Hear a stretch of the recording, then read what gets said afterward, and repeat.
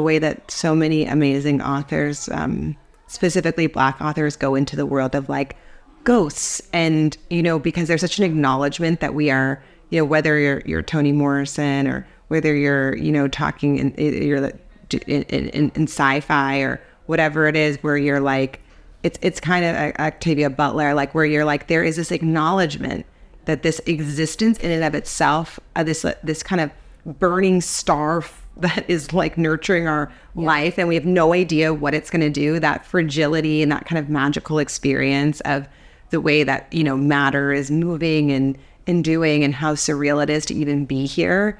I love the way that's acknowledged in ghost stories, especially in Black literature, because it's something also about Blackness, especially Southern Blackness, is it's spooky. Yeah.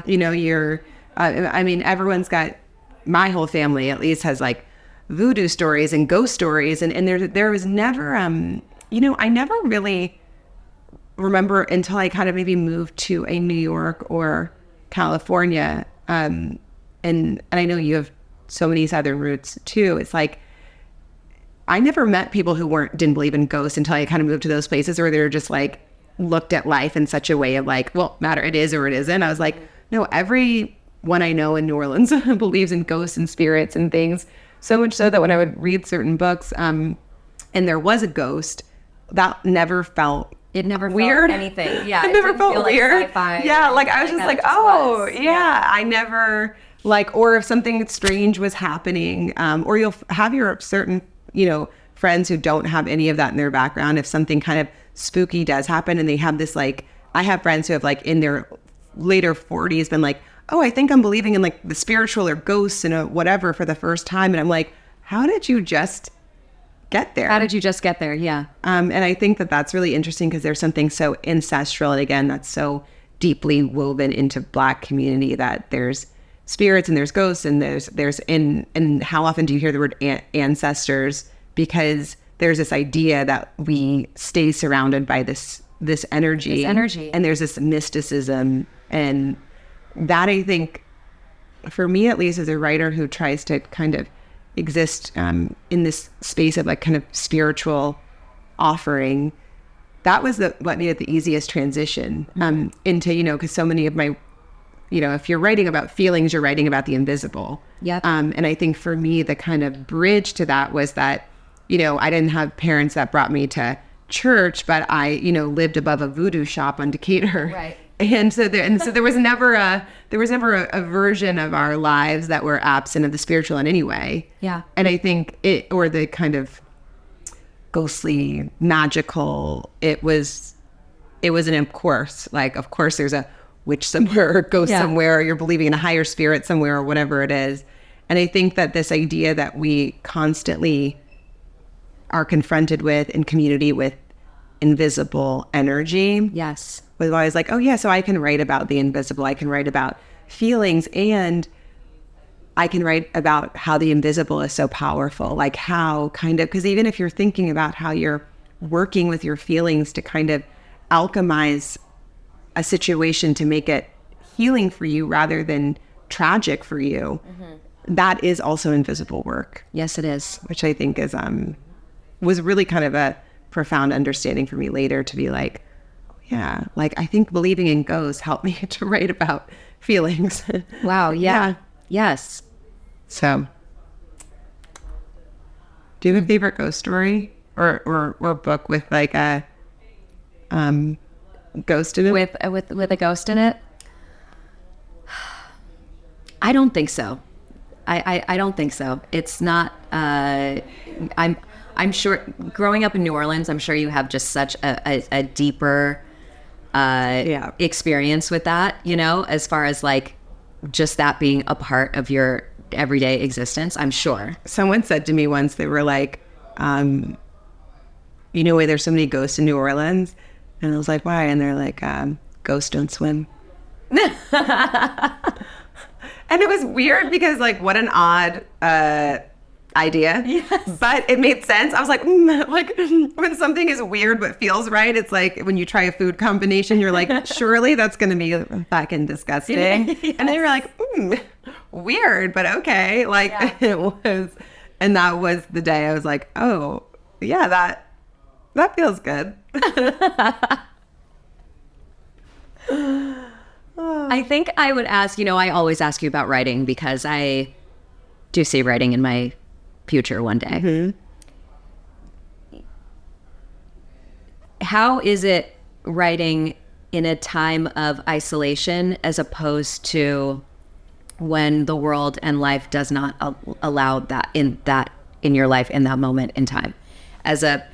You're a mom, you have a partner, you have a job, we are constantly being, at this point in 2024, we're constantly being pulled in 9 different directions at all times. And we have so much community. I mean, not everyone, and I wish and pray for a community for every person in the world, because that is where true safety and healing is found. But I feel one of my greatest gratitudes is that communities that we have in our friends, but in that, to be in very valuable community is an investment from the self. Mm-hmm.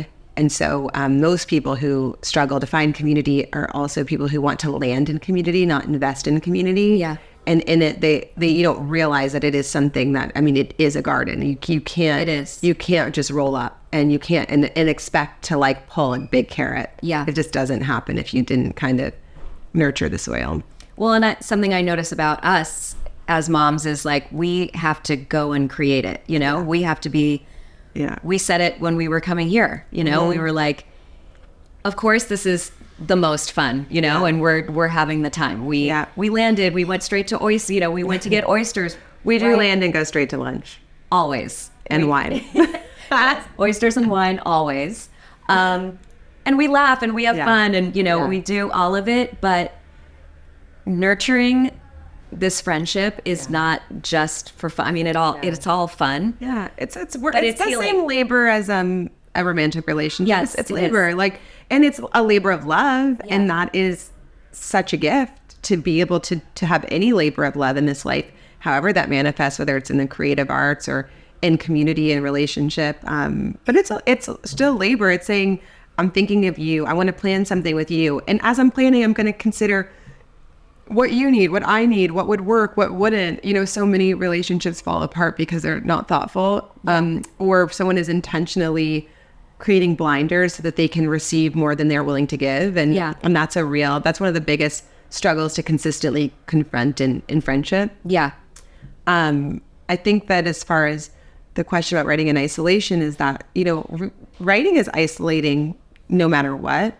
And that's where I think most people struggle. Like Simon has, I never had this because I love alone time and I do things so differently. I mean, you remember like my apartment in New York was like every wall was a different kind of weird moody color, and I had like dark red curtains and then I did my basement kind of like that in LA, where it's like I have these kind of like moody rooms and I've got incense and lavender and I have my own kind of witchy kind of I like to kind of build the altar I create in. So for me, it's this really kind of like how do I just like get in a vibe where I can like hear and feel and channel something or myself or whatever it is, or like hear the conversation I had with somebody where I felt like, God, that really did something or landed something for me. Mm-hmm. And so I think for me, I enjoy that when I grab the time and you have to claim it. Like anything that is a gift to the self, no one gives that to you. No one gives that to you. You have to take it. Yeah. And so just like the way we have to carve out this time to come here and say to our families, guys, you gotta stop calling us. You gotta stop calling us. We have to go because while we're having the best time, this is important for our souls. It's going to make me a better mother. Yeah. It's going to make me a better person. Yeah. This is time that I am carving out to lean more into myself and be open to learning more, finding a new book today. Who knows what's going to happen? And that's care. When you're looking for resilience, resilience is found in a cared for person. If you're looking for care, notice when you feel self-betrayal. Walk away from that. Walk towards something that waters you, gives to you. In all of that is you loving yourself. Yes. So when you're experiencing resilience, you are actually claiming, because again, no one will give you anything that is for you, that is yours within, it's only for you to kind of unearth within and be like, oh, I got this, it's in here. Yeah. But if you're waiting for anyone to say like, oh, here's the love you have, that to you. Here's the resilience of spirit you need, here's that is not givable. That is only claimable through care, space, time that you take for yourself. And to know, I think, especially in Blackness, that it is your birthright, and it is kind of how we lead and get to freedom. That is also our birthright and truly belongs to us. You start to understand, okay, that's how I get up and get motivated towards hope, towards freedom.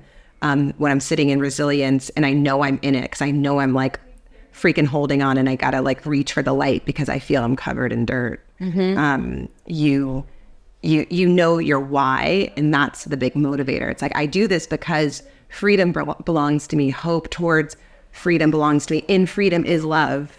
That love of self belongs to me. That love of my community belongs to me. And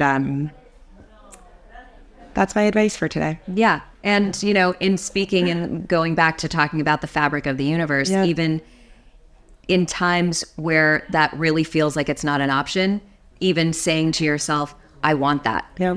I want this. That is alive within the space as well. And so it's important to say to yourself what you want and what you deserve in order to accept it when it does. To let the invisible Get get there with you. Way. That is the seed.